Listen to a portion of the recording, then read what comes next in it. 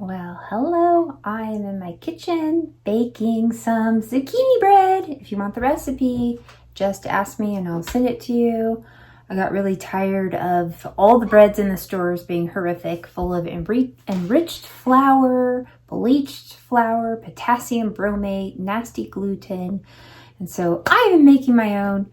You can make it as zucchini bread or banana bread. But anyways, this is not what the video is about. It is about rheumatoid arthritis and my own personal journey and how I brought it into remission. And so I just wanted to share with you my story and what I've done. I've made other videos about it and how I was working on it. But I did retest a couple weeks ago and I got my results back last Friday. I never tested super high. I was always kind of right there at the marker, 14 for rheumatoid arthritis. And my ANA titer was always high, showing inflammation. And it had been about 13 months since I tested with Dr. Hyman at Function Health. And I wanted to retest because I've been working really hard to try to knock it down. And actually, I've been working for about 3 years on this and always hoping that I could put it into remission, which I have. That doesn't mean I've cured myself, but it does mean it's gone into remission. And what that means is it could easily come back. So just because I've done all the hard work doesn't mean I stop now. I continue doing the hard work so it doesn't go out of remission and flare up, right? So now my number is a 10. She also tested other inflammation markers and they're very, very low. So I'm pretty thrilled. I had to look at it like 5 times to make sure it was real. And I still have some joint damage, especially right in here. I think the damage occurred, and when I text, it hurts even worse if I text too much, and I have my own business and a lot of people text me. So I try to voice text a lot, but oftentimes you have to correct that.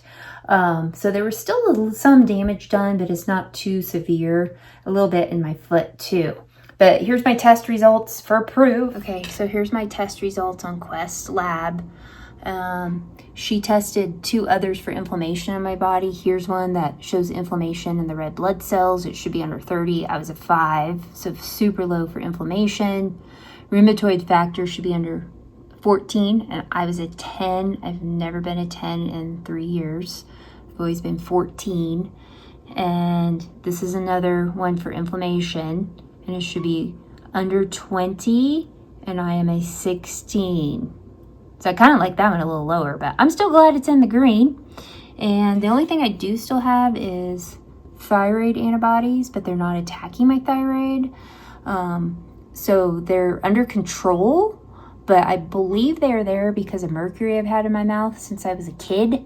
Most of it's gone now, but having mercury fillings can definitely cause thyroid antibodies, which also led me to believe maybe I had rheumatoid arthritis because I had a lot of joint pain. But anyways, my thyroid numbers are perfect minus this antibody number. That should be really low. Mine used to be almost 800, but it's not actively attacking my thyroid. So if I don't behave and do well with diet and lifestyle, that could definitely turn into full-blown autoimmune thyroid issues. But it's not right now, and I have 0 symptoms of anything thyroid, and my thyroid is working just fine. These are the big ones. And then let me also just show you my different protocols. I've had to tweak protocols along the way, throw certain ones out, switch them up, try something else. And that's how it is with health. And everyone's also an individual. And so what works for one person may not for another. But there's some basic protocols that I think that could help anyone with rheumatoid arthritis. And but it takes a lot of work. Diet, nutrition, exercise, sleeping well, keeping your stress low, drinking clean water, positive attitude, being determined and consistent, not just giving up after a few months or even a year, and being willing to change protocols if needed. So for one, I got my vitamin D very high to 91. I love the vitamin D3 balance because it has 80 in K and it's 10,000 IU. You want to get your D3 up there. No, you don't develop a toxicity of D3 if it gets too high if you're taking it the right way with all the cofactors and you're not taking some synthetic D2 or D3 alone by itself, okay? But you also must take D3 with magnesium because magnesium helps activate it in your body and utilize the calcium properly. So I always take it with my magnesium. But anyone with autoimmune needs to have their D3 number really high. Anyone in general, but especially with autoimmune disease, okay? It's just so amazing for health in so many different ways. But if you have autoimmune or cancer, get that D3 up the right way. I've also been doing this one a while, the Thorne brand joint support nutrients. This one has always just really kept the inflammation down because it has curcumin, MSM, which is like a sulfur base. You can also eat a lot of cruciferous vegetables which have sulfur compounds in them. It has frankincense and boswellia and glucosamine. So this is also very, very good for the joints, and I'm going to stay on this.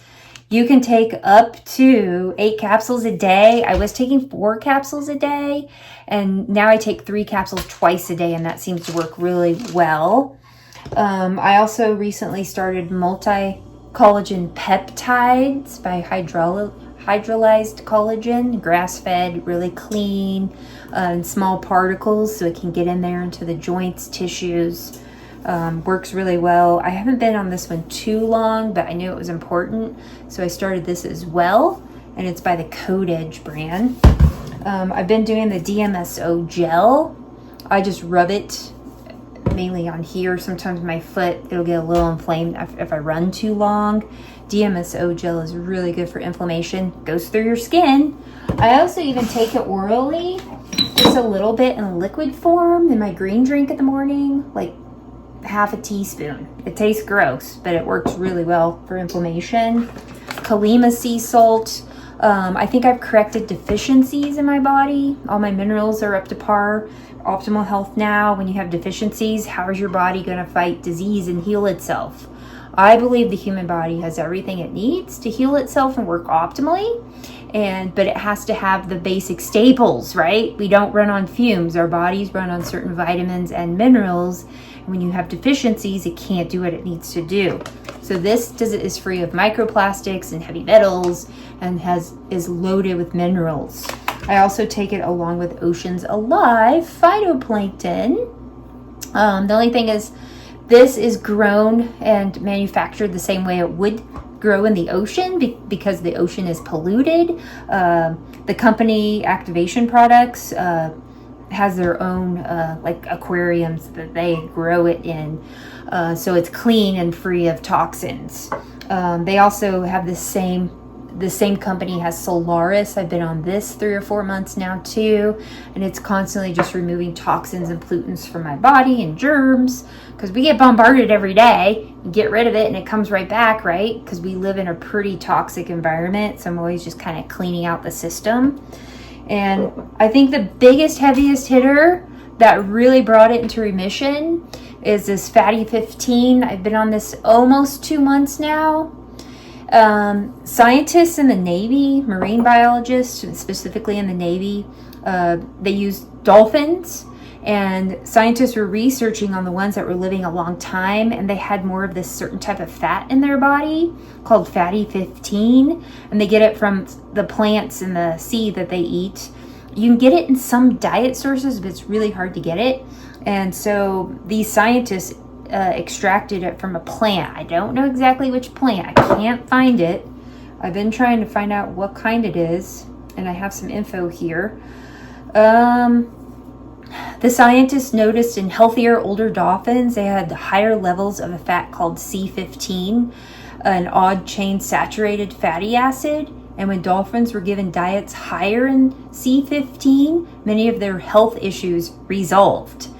Based on the research, Dr. Ven Watson, who was one of the researchers, and others developed Fatty 15, a supplement containing pentadecanoic acid called C15 to help humans also benefit from this essential fatty acid. So it's fairly new. Dr. Hyman promotes it as well. While it's found naturally in some foods like dairy fat, certain fish and plants, the C15 and Fatty 15 is derived from a plant source, not dolphin fat, but it gives us the same type of fat that the dolphins have, who are living long and not having a lot of ailments. So I think this was the real heavy hitter. I wasn't sure about it at first, but I just started noticing a couple weeks ago how the inflammation has gone way down, better sleep, better skin, more energy, pretty phenomenal. And I'm gonna stay on this, so just Google Fatty 15. Oh, and I also still do the honeybee venom.